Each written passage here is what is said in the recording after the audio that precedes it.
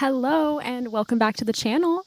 Just so you know, this video is a part 2. I don't think it's pertinent that you watch part 1 to watch this one, but if you were wondering why it kind of just jumps in, that's why. But welcome. Thanks for joining.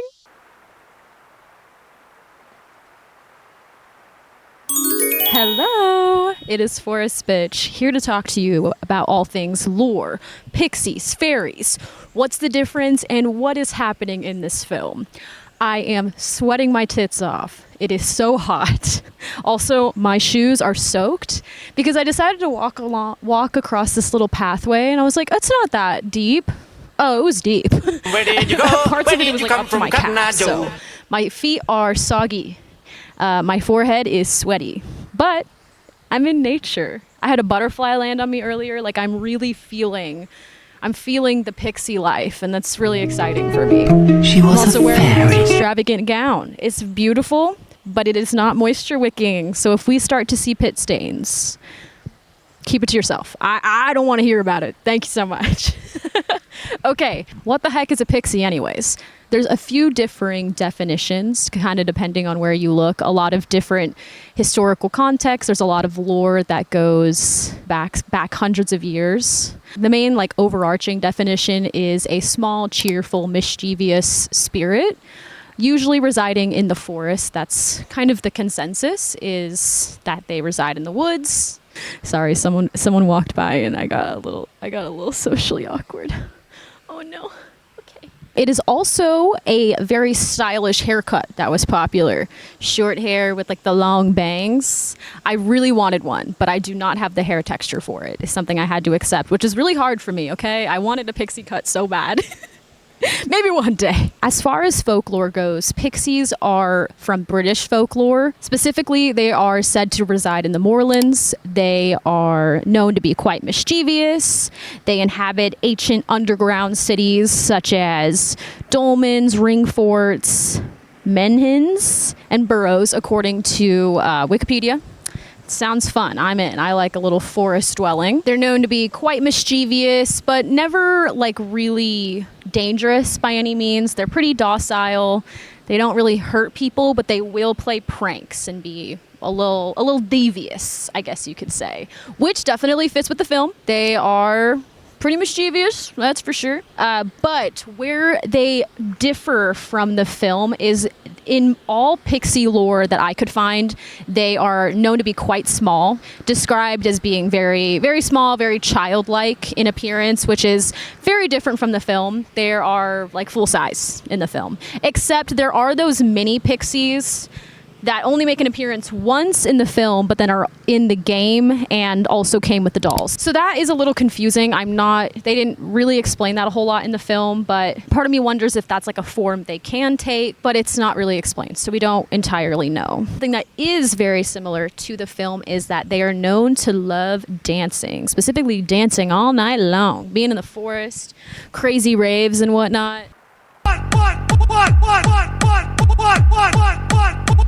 Said it probably wasn't EDM in this film. It's definitely more Renaissance fairy, I'm sure, which honestly sounds so fun. I would love to go to a Renaissance themed rave. Can you imagine how fun that would be? Oh my goodness. So let's talk about the definition, the word fairy. There is a lot of iterations of it. I was gonna get into it. I'll put up here some of the different variations of the word pixie and fairy specifically, because we're going to be talking about both pixies and fairies, because I think that some of the aspects in this film are definitely more fairy-like and some are pixie-like, which my theory is they only chose pixie because fairy had already been used by Barbie. Hello there. They were trying to differentiate themselves a little bit. And also pixie just sounds a lot more fun.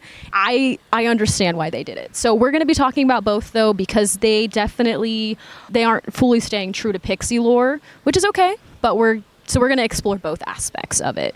The word pixie doesn't have exact roots. There's a couple things it could have came from. So Swedish, there's the word pisk, which means small fairy, and then Celtic, there is Pobelvin, which stands for little people. So both of these, and there's a few other other definitions, but all of them lead back to them being small beings. That's part of the reason it makes using just the word pixie as the lore origin of this difficult, because all of the definitions of it talk about them being small, but they're not in this. So yeah, that's why we're gonna also add fairy to it, is I think it just makes sense. I did read, this was actually really interesting to me, that originally the Three Little Pigs was about pixies. I had no idea. I thought that was so cute. Yeah, so instead of little pigs, it was little pixies. And it was pretty much like that until contemporary fiction kind of took over. Because before that, it was mostly localized to Britain, which that's where pixie folklore mostly comes from, is like British folklore. It's very popular there. So pixies do share a lot of similarities with fairies. It's mostly size and location that distinguishes them, specifically their origin in the moorlands. That's kind of their distinction, and then also their small size. So with that, let's move into talking a little bit more about fairies. So fairies have a lot of similarities to the pixies, but they are known to be a little bit larger. They're often portrayed to be larger than pixies, often human-sized. They also can be a little bit more benevolent or malevolent, meaning they have clearer goals, which I think also makes sense with this, because Lena definitely has like a very clear goal in this. Like she has a very clear idea of what she's trying to do. She's very driven, which is cool. Okay, so that was kind of a very brief rundown of the lore of both fairies and pixies. There's so much to get into. It was really hard to kind of decide what things were pertinent to talk about before getting into the connections to the film, but I think that was a pretty good amount. There's so much more, and if you know more about those things, please further explain. I would love to hear more conversation about this, because this is my first time really diving into it, but I find it really interesting, and I've had a lot of fun learning about it. So I have like 5 main points that kind of connect the lore to the movie. So my first thing is the dichotomy between light and dark. That's something I noticed was very prominent in all Fae lore. The Seelie and the Unseelie. I don't know a whole lot about it yet, but I know it's like the light versus the dark, which is something that was very prominent in the film. You had like a very clear distinction between the good pixies and the bad pixies. It builds on the tension between the two, one being more connected to nature and one being less connected to the nature, and one kind of trying to do good versus the others trying to like do bad. Oh look, it's the good fairy. She'll know what to do. Not to fear, little children. I will help. I think it does a really good job putting this in a very digestible way so that everyone can kind of understand it, which is cool. The second thing I noticed was using illusion and dancing as kind of a way of seducing people to the more dark side of things. That's something I saw in the folklore, was that Fae often use magical illusions to not only disguise their true form, but to also kind of lure people in. And honestly, dance would work for me as well. So that definitely makes sense. And it also connects to Fae being able to bewitch and kind of lure in humans, which happens in the film. Like the movie definitely shows a bit of like the darker side to Fae enchantment by showing people losing agency. Like Foolie is not himself when he's enchanted.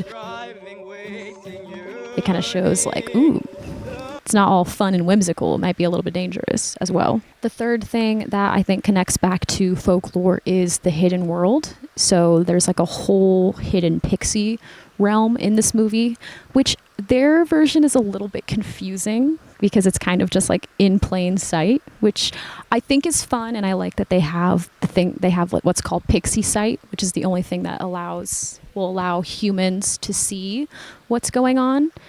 But it's also a little confusing. I feel like there's a lot of plot holes with that because there's like some things that the pixies were doing in their realm, but like how would those not impact the human realm?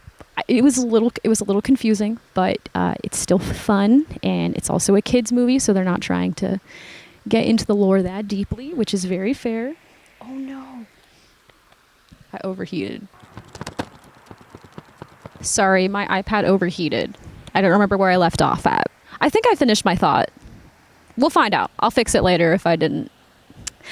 Okay, so the next connection I found was growth and coming of age. There's a lot of talk of that in different lore, and in this film, the whole movie is about Cymbeline and Brianna kind of coming of age. More Cymbeline because she's like turning 18 soon, and she got her wings early. That's like the whole struggle, but that kind of does connect back to Fae lore. Okay, we're just gonna sit like this for a second so it doesn't overheat. I'm going to use my hair to protect it. Yeah, so in a lot of Fae lore, there's talks of transformations, journeys, and they all kind of reflect emotional and spiritual growth, which definitely connects back to the film with Cymbeline and Brianna. Okay, and the final like major connection I found was the connection to nature. So Fae are always very tied to nature and forest. They are always connected to nature, you know, flowers, trees, something with the moonlight, like it all always stems from nature. And this film definitely has that strong connection in nature. Specifically, Brianna talks about the light pixies serving the world, and when Cymbeline is under Lena's spell, she is vehemently opposed to doing anything to help nature in the world. She's like, ugh, I could never, because that's kind of Lena's whole thing is she's done serving. She does not want to serve the humans. She does not want to serve the world. She wants to just do her own thing. And that definitely connects to fairy lore and how a lot of them are known to kind of serve and protect the forest, nature, that kind of thing. Not so much pixies. I feel like Lena's actions are very pixie-like, you know, with her mischievousness. But it all does stem from nature. That's definitely the main through line. That is something I really appreciate about this film, is that it does seem that they did some research. I wouldn't say that they really went in depth into some things, but makes sense. It's only an hour movie. I keep having to remind myself that because I've spent way more than an hour thinking about it. So I keep going, well, they should have done more here. Okay, well, it was an hour film. There's only so much they can do.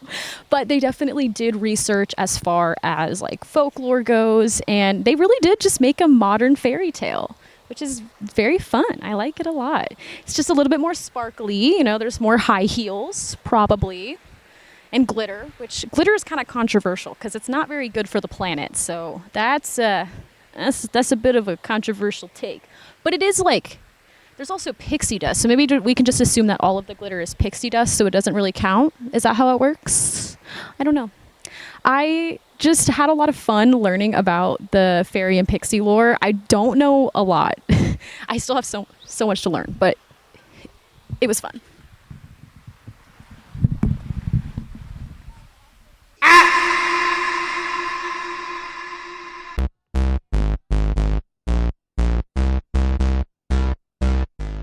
Hello. Now, I would like to invite you inside of my mind. Prepare yourselves, we're about to go on a journey. This is where I have been living for the past couple of months. This is all of my thoughts and everything about this movie.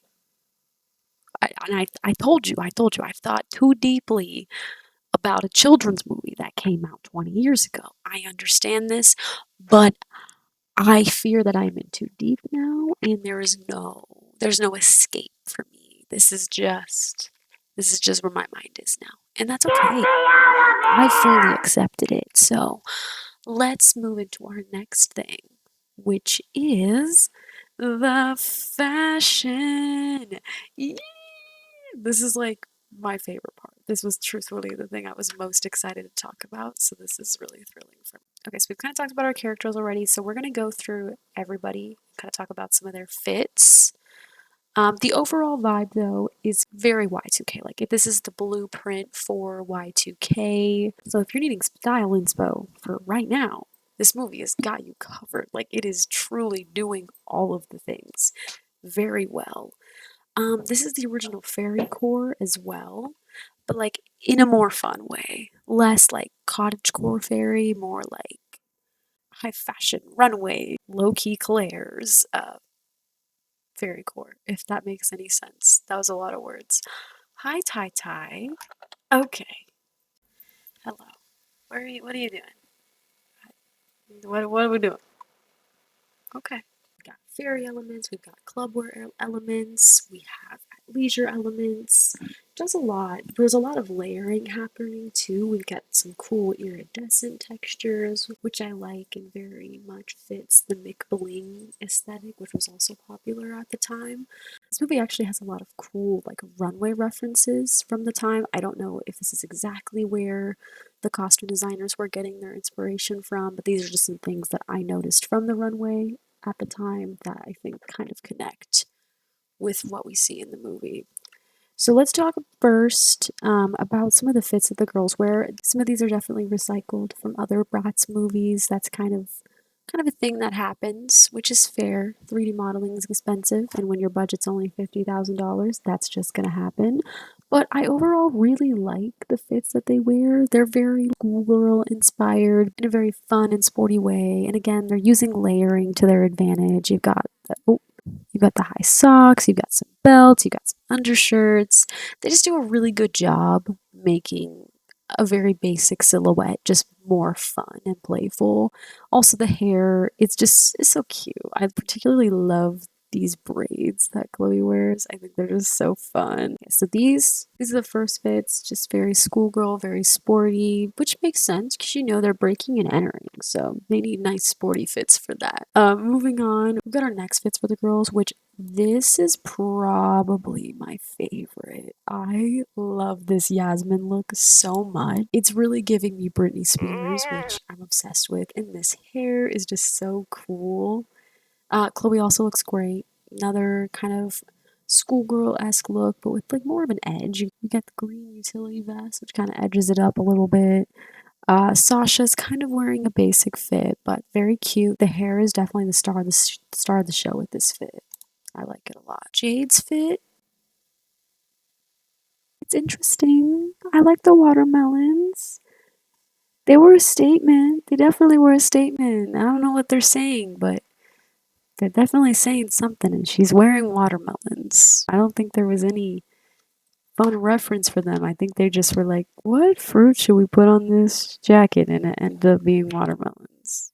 Moving on, we have Jade and Sasha's normal fits. Not anything particularly exciting. I mean, the cargo capris were just everywhere at the time, so they totally make sense.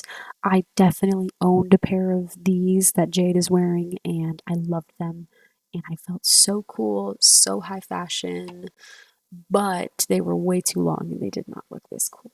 I like it. I like these fits. They're very fun, very casual, very much like with the zeitgeist of the time. Then we get these fits, this is the most iconic still from the entire movie. Like, this is what I think of when I think of Bratz fashion Pixies, and I think a lot of people probably feel the same way. Like, this was a moment. You got Chloe and Yasmin recently seduced to the dark side, but damn, does it look good. It's worth it, right? Okay, let's talk about these fits though. Let's break down the looks. So, things of note, we've got streaks in the hair, very cool. We got the little face tattoo. Jasmine has like a butterfly, and I think that Chloe's is like a heart of some kind. It's kind of hard to tell. I can't really see what that is. But fun, very edgy. Very edgy, very cool. We then have the iconic black t-shirt with butterfly print on it. Just very different from what you would normally see a fairy in, and I'm absolutely obsessed with it. Is it a little on the nose with the butterfly motifs being everywhere? Yes, it is. But I also think that's fun because something about Lena is she's tired of being in the shadows. So I think it makes sense that her idea of like what the Pixies should be wearing are to just have it on full display in a very on the nose way. Love the little belts with the butterflies on it. The iridescent layering is incredible. Adds cool texture and shine to the look, which very on brand for Y2K McBling vibe. The jeans are just so fun and fresh and really like on brand for what we were seeing on the runway at this time. Kind of the patchy DIY, but still glitz and glam. Okay, let's kind of go through so I tried to compile some of the most relevant runway things I could find. When I first started doing research for these fits, this photo is like one of the first things I thought of. This is like a very iconic photo of Destiny's Child, just rocking the jeans with the glitz, with the DIY. There's some safety pins, there's some glitz, the belts are amazing, little bitty tops. Like, this is really giving what this is giving, but like, this is like the kids' version of this. Like, this is just everything to me. We also have this photo of Mariah Carey in an Emmanuel Amaro top, the butterfly top to be specific. We're seeing these like make a resurgence today too, which is very cool. I feel like this is very much inspiration for a lot of what's happening here, specifically to the dolls. Hold on, let's go over there. We're gonna take a little journey. Oh. Specifically the dolls that were actually released, like this is very much giving butterfly top.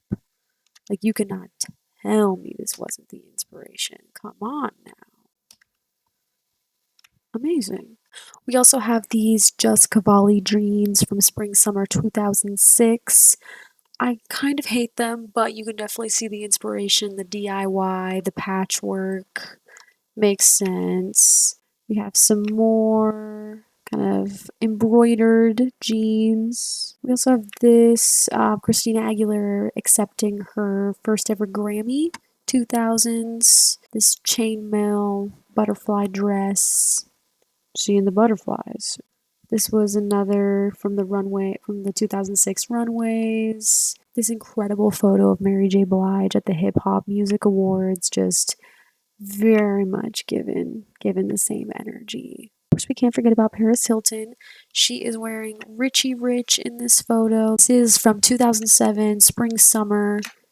I just love this photo. I love runways from like the early 2000s because it was truly just a party. Like, everybody looks like, why does she look so stoned? She looks like she's having a great time, but I just love it. It's very fun. And everything about this dress is given Bratz fashion Pixiez, and that's iconic. I did also want to talk about, so a lot of the critiques of this film were that they were all dressed very inappropriately, like they're gonna teach young girls to dress like bimbos and sluts. But let's be real, look how covered up this is. Like, I mean, the main outfits, at least. I think there's some less conservative fits that the core four wear to just go to school, which is kind of hilarious. Like, I love that this is a school fit. No notes, no notes.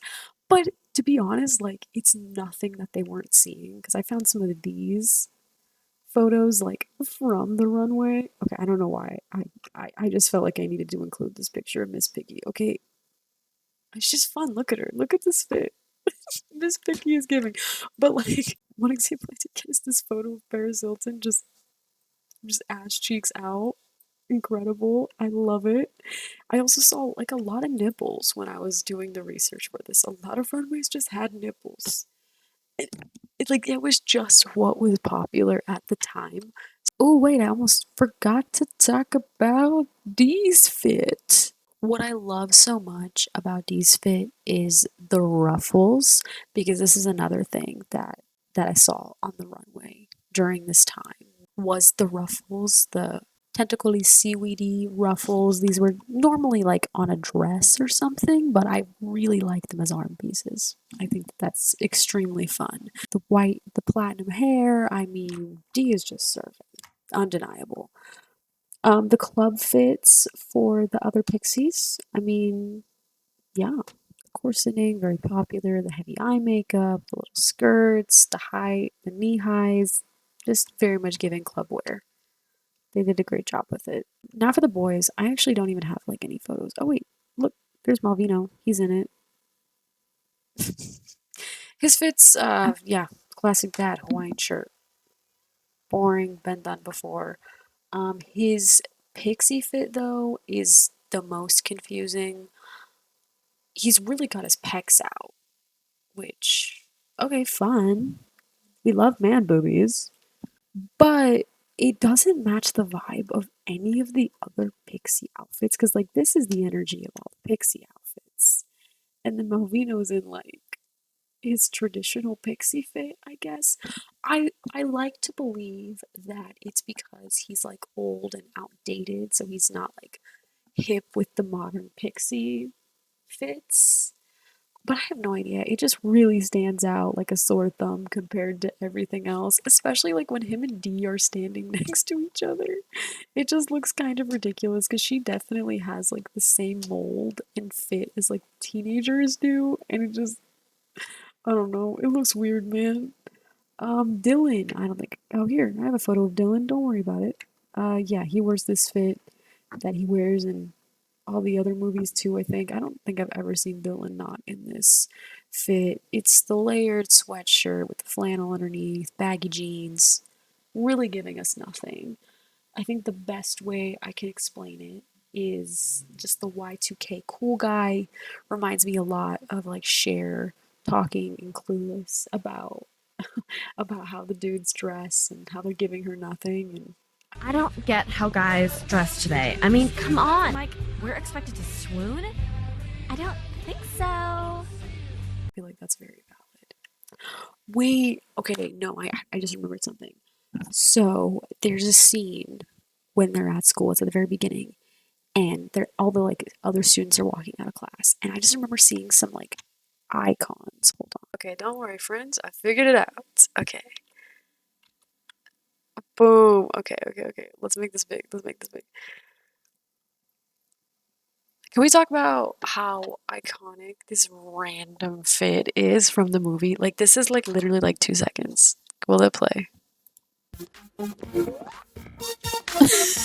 Like, that's all we get to see of this icon, which is crazy.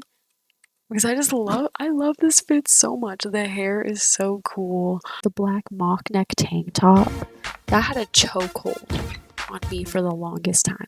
I wore a black mock neck tank top like I was an NPC, and that was the only thing that I had to wear. So I appreciate this look so much. The hair is just so dope. I love it. I just had to talk about that icon. Honestly, this fit too is very Y2K. The glasses, very much so. The goatee, unfortunately, very much so. But why does this high school have a goatee? I don't know. That's okay though. It's fine. This icon too had a good fit. Let's go back. This icon too has a really good fit. I love the pinky glass lips, the pink mini. No, it's excellent. Overall, I think the costumes for this film were done exceedingly well. They get their point across really well. They're whimsical, they're fun, and it's very recreatable. I remember as a kid, me and my good friend, we had this one butterfly top that we wore as a skirt over our jeans every day. Like, we would fight back and forth over that thing because it was just so iconic. And after we watched this movie, we're like, we have to do that. And I definitely wore way too many skirts over jeans because I did not quite understand how to do it correctly, because there's a way to do it right. But I was just trying to do it because I wanted to be a part of it.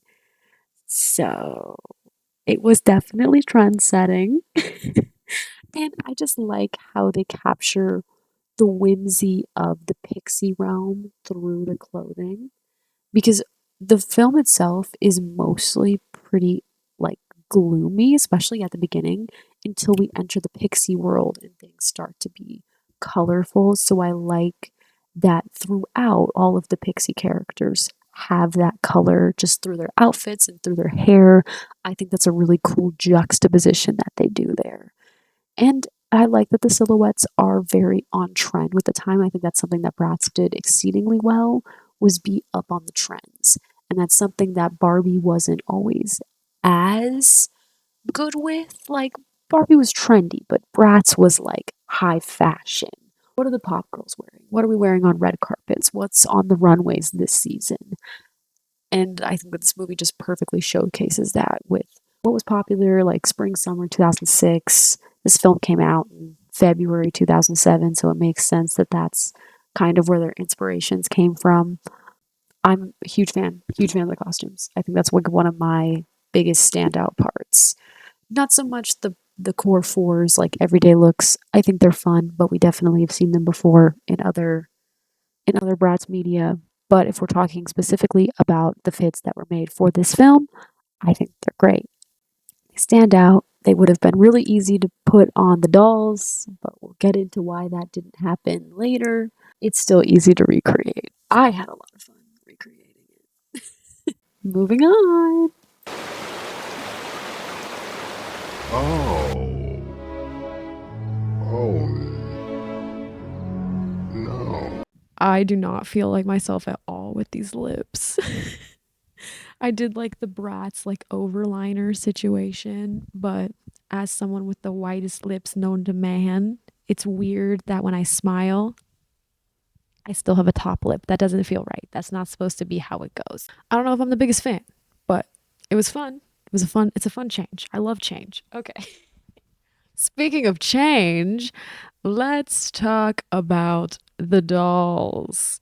They definitely caused a lot of controversy within the fandom. I definitely didn't own any of the dolls, and I think it's because I was too young when they came out. I think it was before I even discovered Bratz, because I was definitely a Barbie girl.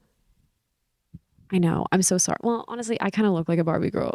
Like, let's be real. Like, I like to dress like a Bratz doll sometimes, but I'm definitely a Barbie girl, and that's okay. So I was too young when the dolls came out, so I never owned them, but I don't think I would have wanted to anyways because they were kind of ugly. I see you for what you truly are, which is ugly. And we're going to talk about it. Let's start with the leaks. So, before the actual dolls came out, there were leaks of what the dolls looked like, and they looked incredible. They looked so much like the movie. The hair was the same, the fits were the same. Like, they looked so cool, and the people were ecstatic. Like, everyone was so excited for these dolls to come out. And then they are actually released. And they look nothing of the sorts.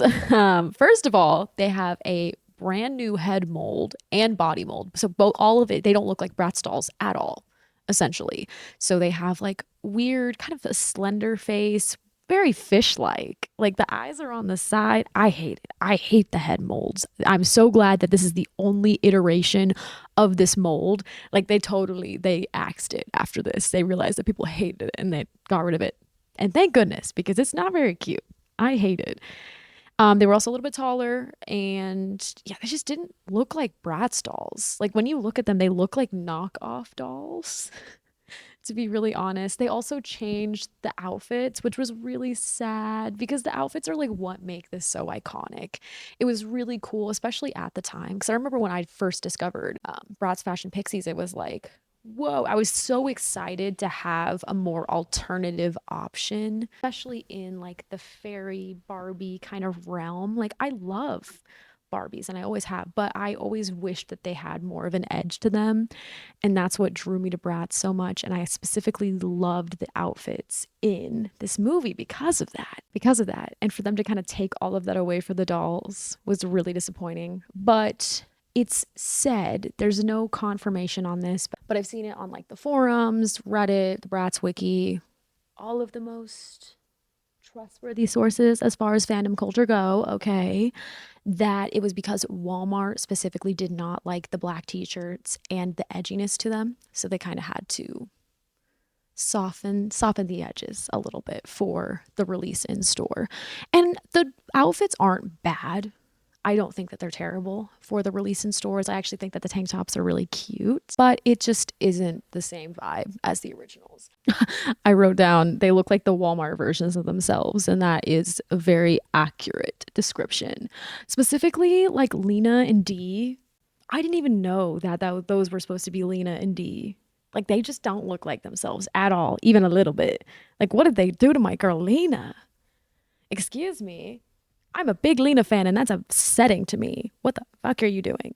I did see one comment somewhere that was saying that it's supposed to be like the teenage versions of Lena and Dee, and I still don't give them a pass on that because they look like teenagers in their final forms anyway. So like that just it doesn't make any sense. I'm not giving them a pass on that. They just look bad, and that's just the way it is. There's also no Cymbeline. No Cymbeline doll at all. We're just gonna forget about my girl Cymbeline.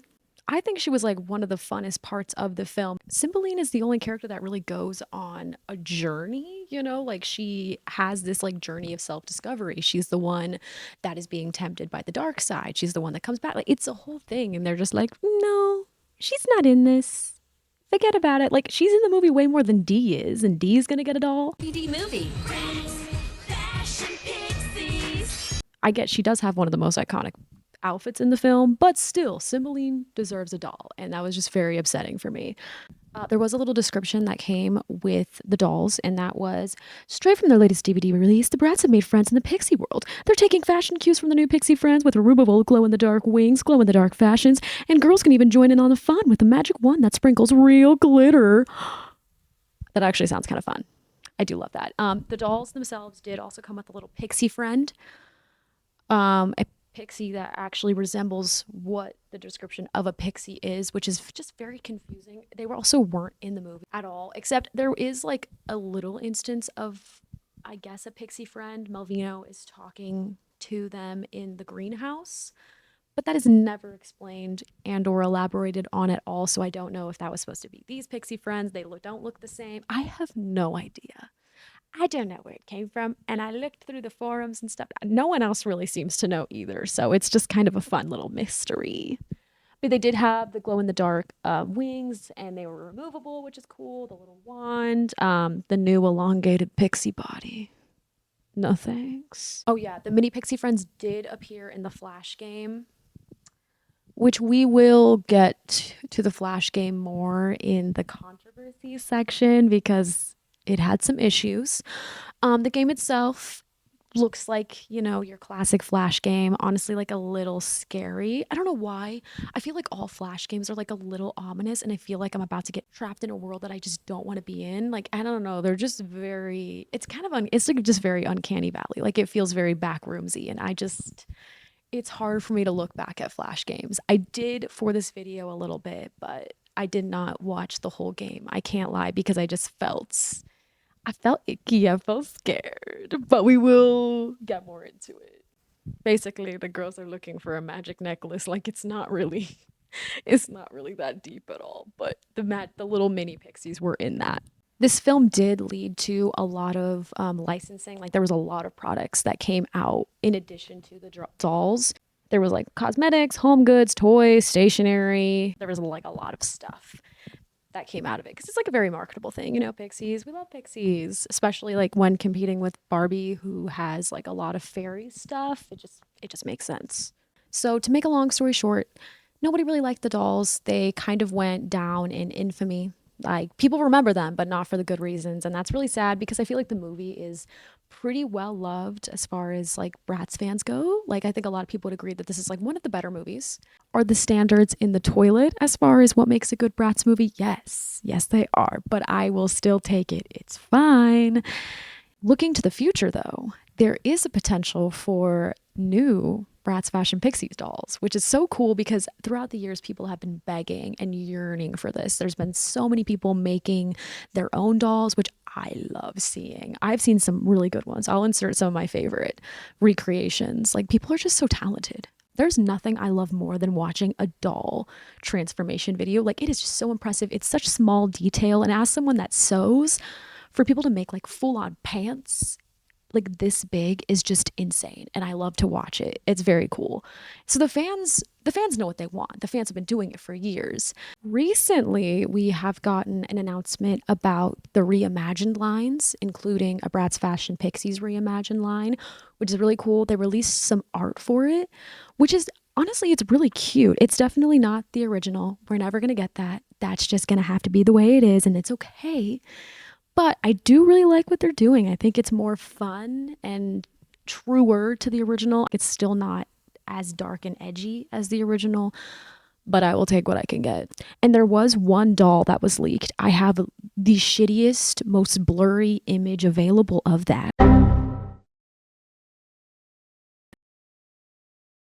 but it looks fun. I don't hate it as much as the original ones, which isn't saying a lot, but it's something. I don't know. I'm excited. We'll see what happens.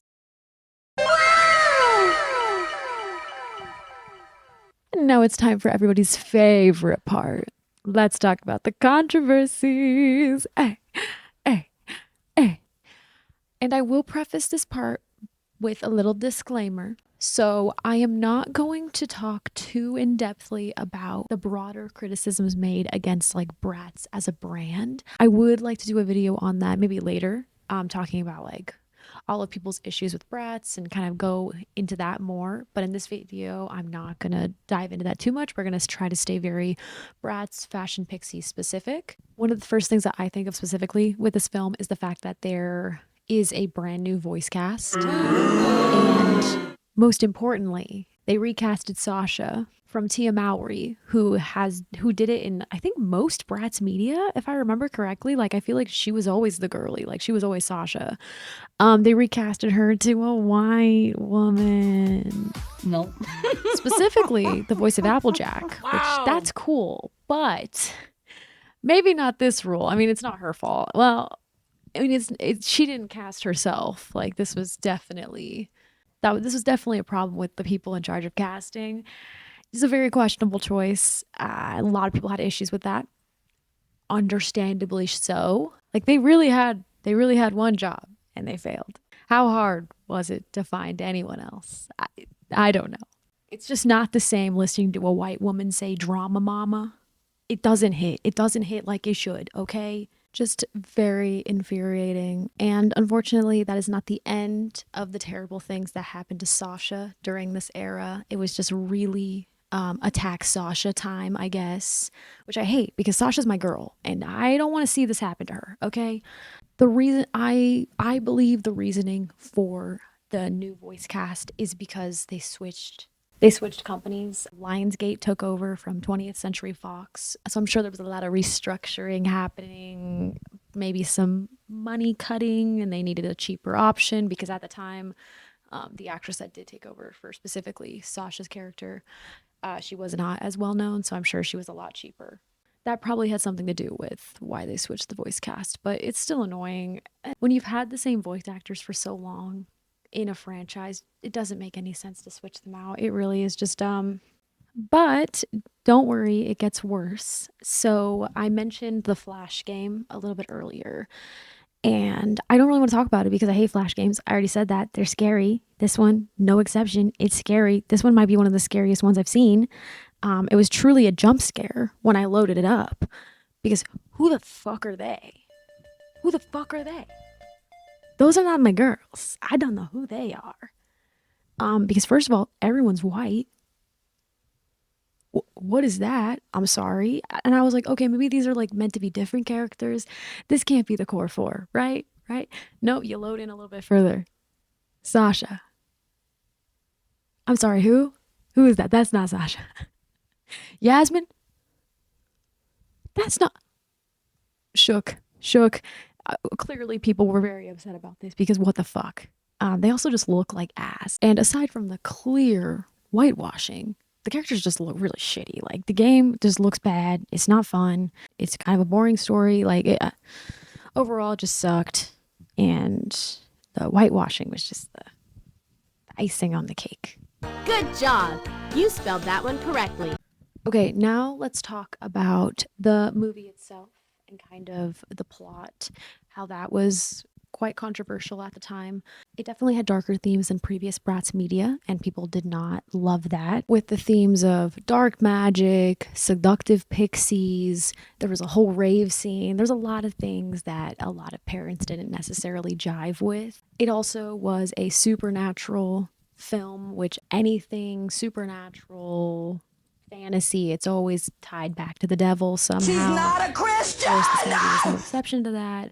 A lot of people did not like Lena as a character. They thought that she was too sassy, too vindictive, very manipulative, and too alluring as well, which, as a young child who watched this, I cannot lie, it was hard for me to see why she was bad because she was so pretty. So that I kind of get, like that kind of makes sense. She's also pretty vindictive as well, because when you think about it, like her whole thing is that she wants to destroy Melvino because he banished her. And she's willing to do whatever it takes to do that, including hurting Cymbeline and Brianna, who she doesn't even know. Like they never even met. They have nothing to do with any of this, but she's willing to drag them down with her. So, you know, a little vindictive, not great to show kids, I suppose. But you also have to think about it from a different lens. In her eyes, the Pixies are being oppressed, right? They're forced to live separately from the human world. She wants to just be able to roam free and do whatever. At the same time, though, she just kind of just want to rule over everyone. So it's like, do you want power or do you want like freedom for everyone? I'm thinking it's not that, because she also has like mind control over everyone. So I can only defend you so far, girly. You kind of looking a little bad. Does not paint you out in the best light. Well, definitely wasn't received the best critically. There was some people that also had issues with the plot. They thought it was very convoluted. I don't agree, but I've also watched this film so many times and deeply dove into it. So I understand each thing that happens. There might be a few things that are still a little confusing, but for the most part, like I understand. Like it doesn't feel like just random things happening. Like I saw some people write about, I think that they just weren't paying attention, which if you can't pay attention for a 60-minute movie, that might be a you problem. I'm just saying. You also had your classic criticism about any Bratz media, just they are dressed like hookers, sluts, you know, the bimbos, all the terms they like to use. But I would just like to say the early 2000s was quite a revealing time for fashion. While I was doing research for like the fashion portion of this video, I saw so many nipples on the runway. Okay? Like that was just the time. And comparatively, comparing like the things that they wore in this movie to what they were wearing on the runway, pretty conservative. There was a little bit of controversy though about the core fours outfits being kind of basic and repetitive, but they kind of wear the same things in like the other Bratz movies, but they're still cute. They're still cute outfits, and I don't know. I think they're very fun. And then of course you had the controversies about the dolls. The movie definitely had mixed reactions, but I think over time people have developed more of an appreciation for it. I think that kids always loved it. Like I loved it. I didn't really see any issues with it when I was a kid, obviously. So I think that a lot of the praise for it now definitely comes from nostalgia. It comes from the people that watched it as a kid and they loved it, and now they like it as an adult as well. I still think it has a lot of merit to it, but a lot of the criticism is valid. Hi, Dylan. All right, hotties, we've made it to the end. I honestly never thought that this was going to end. I thought that I would just be talking about this movie for the rest of my days. Hey guys, can you stop screaming a little bit? I might not be able to film here. They're so loud. So cute though, like I love them. That's precious. They're just having a good time. They're loving life, and I love that for them. But we have made it to the end. I am so thankful to anyone that has made it this long. That's crazy. You're the coolest. My final thoughts are, 1, no person should ever think about any sort of Bratz media for this long. It will lead to insanity, but that's okay. That's fine. I think I still like the movie after all, so that's a miracle. My brain is definitely mush though, and I may never recover, but I have created this masterpiece, so I think that it's worth it. I really do. I did definitely go through phases, so, you know, at some times I was like, no, this is literally the best thing ever, nothing better, 10 out of 10. And then there were other times that I hated it so much. But we have now reached the conclusion. Everything is settled, and I still love it. I really do. It's such a fun film. Even though the animation isn't the best, I think that it not being the best just adds to the charm of it. I really do. Like, I think if the same movie was made today, it would not be nearly as charming as it is, just because the bad animation is part of it, okay? There's a lot of films I feel like this about too. 90s movies that just have terrible CGI, I love. Like Mortal Kombat, those movies are great, not because they're great, but because they're great. You know what I mean? And I think that that's the animation for this movie as well. I do also think it has a good message for kids. It talks about the importance of family, the importance of staying true to yourself, and it also discusses the ethical dilemma of peer pressure. It also teaches the value of family and how important it is to hold those that you love dearest close to you. It also discusses staying true to yourself and not letting outside forces kind of affect your spirit. That's the whole temptation of the dark pixies. It also is a good allegory for why it's important to kind of wait for things.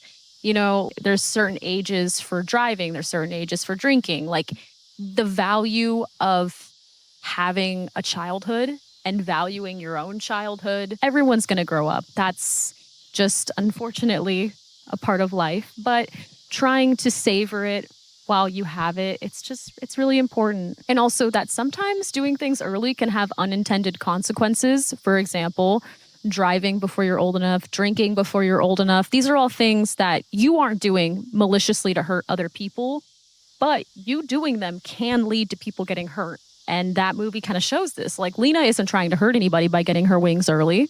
She just thinks, oh, this is for me. Like she's only thinking about herself in that moment. But the things that she chose to do end up hurting the people that she loves the most. And I think that that's a big thing that especially teenagers aren't thinking about. They're like, well, I want a beer. I'm going to get a beer. And who knows what that can lead to, right? They're very young. Their brain is still developing. These are things that happen all the time. And I think that this movie does that in a way that's a lot more digestible for kids. So it talks about the effects of peer pressure, you know, being yourself despite everyone else doing something else. You know, you got to stand true to your own spirit. You got to stand on your ethics. This film is just another, you know, coming of age film showing the girls going through their journey of self-discovery and learning how to stay true to themselves. And it also shows that sometimes the fun and glamorous thing maybe isn't the best thing.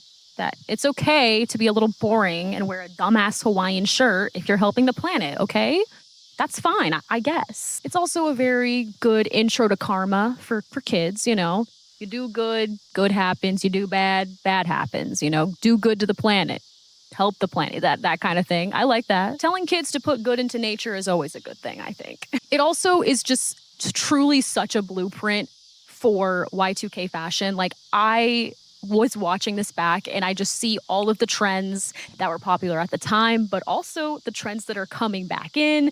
The low-rise jeans, the mini skirts, the butterfly tops. Like, it is truly the blueprint. And it just makes sense why it's coming back around, because all of us loved these movies as kids and we're now adults with our own money and we want to spend it where we want to spend it, which is on really sparkly, cute tops and mini skirts. I mean, what else?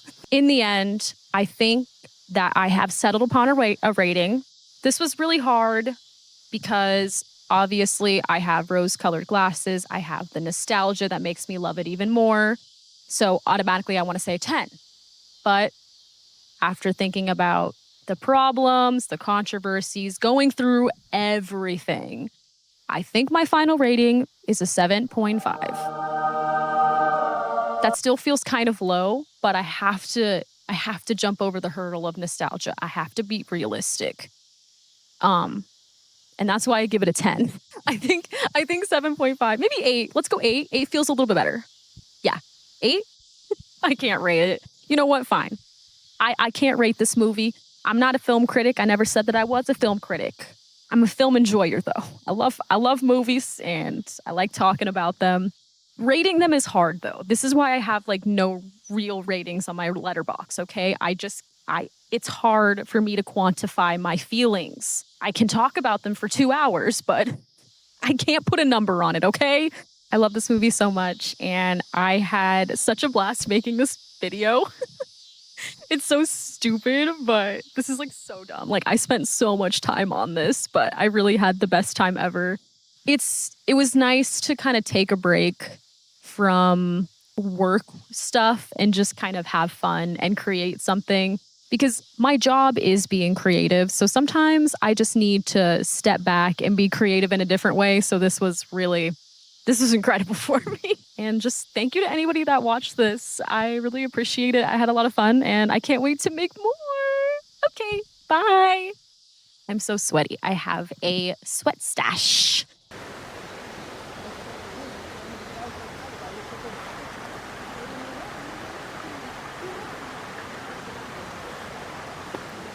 Wait, does this mean I have to stop talking about Bratz fashion Pixiez 24/7? I don't know if I can do that.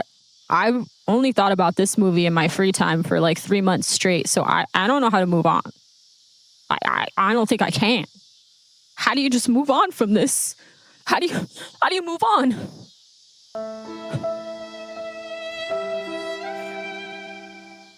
Baby, come back.